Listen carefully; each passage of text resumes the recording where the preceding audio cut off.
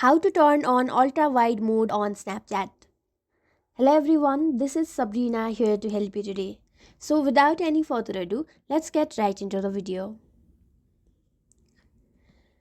So first open your Snapchat.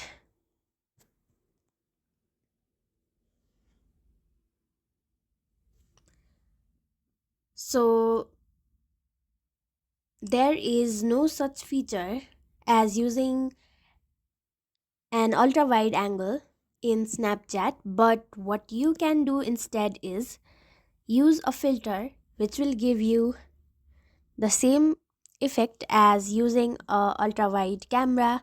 Simply search for ultra wide camera and then use the 0.5x, and as you can see it is now a 0.5 camera mode. So that's how you do it. Thank you for watching this video. Make sure to like, share and subscribe to our YouTube channel. If you got any questions, comment them down and I'll catch you in the next one.